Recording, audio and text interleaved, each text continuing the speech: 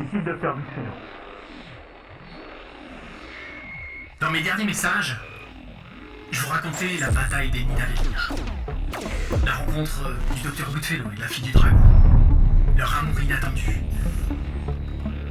et la façon dont ils ont fui la bataille pour se retrouver sur une planète paradisiaque à l'autre bout de la galaxie.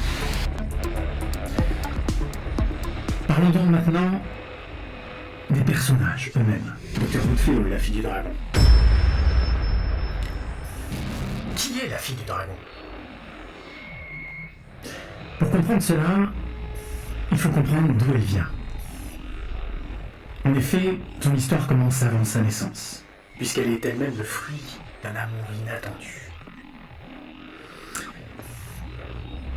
Elidragar, sa planète d'origine, est un monde froid et isolé, recouvert de vastes étendues de glace.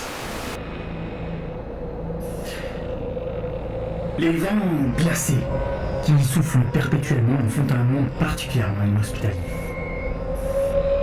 Pourtant, elle a abrité autrefois de nombreux empires mythiques, dont certains ont disparu et d'autres perdurent à ce jour. Parmi eux, le royaume du dragon. Le Seigneur Dragon est un roi puissant, un guerrier impitoyable, et probablement le plus réputé des chefs de guerre à Jatar. On raconte de nombreuses histoires à son sujet. On dit qu'il peut embraser des visées entières d'un simple souffle de feu ardent. Il inspire la terreur et obtient l'obéissance de tous les peuples dont il décide de conquérir les terres. Son empire est vaste, et il semble qu'il ne cessera jamais de s'étendre. En effet, sa soif d'aventure l'amène continuellement à rencontrer de nouveaux mondes et de nouvelles civilisations, ce qui éveille sa soif d'en vouloir toujours plus. Pendant de nombreuses décennies, il déclare la guerre inlassablement à de nouveaux ennemis, avec son armée puissante et sa flotte de vaisseaux de guerre à tête de dragon qui inspire l'effroi. Il y a bien longtemps, alors qu'il était encore un jeune soldat, le Seigneur Dragon perdit sa fiancée bien-aimée dans des circonstances tragiques. Depuis, il s'est construit un bouclier de haine, froid et indestructible, qui emprisonne son cœur. Détruire et tuer était pour lui la seule façon d'apaiser sa douleur.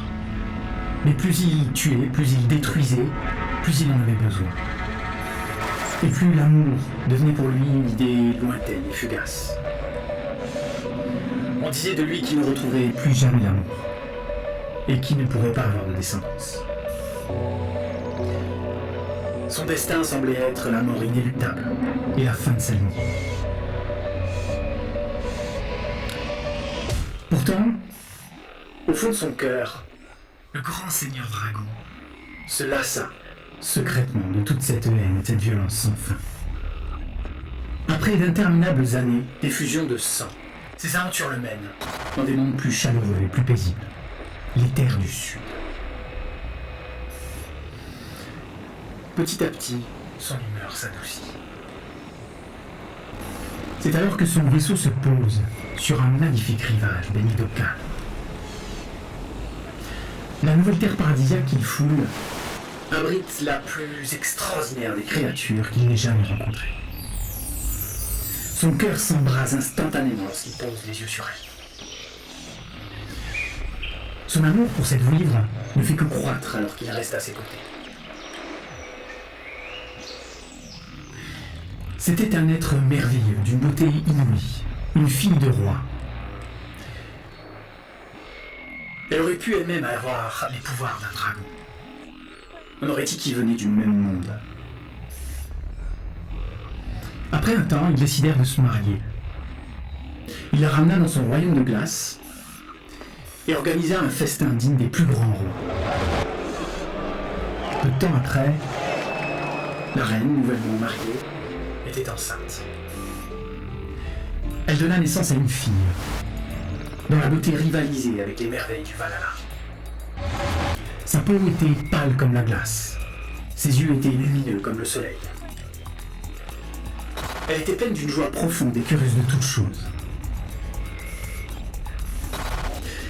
La fille du dragon grandit pour devenir une femme d'une beauté éclatante, mais aussi le meilleur pilote de son académie. Et comme son père avant elle, elle était aussi une brillante étudiante des arts martiaux. Cependant, contrairement à son clan, les Adjatar, elle n'a jamais sous-estimé les pouvoirs de l'amour.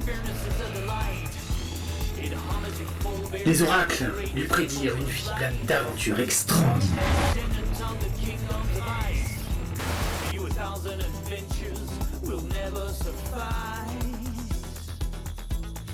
Daughter of the dragon.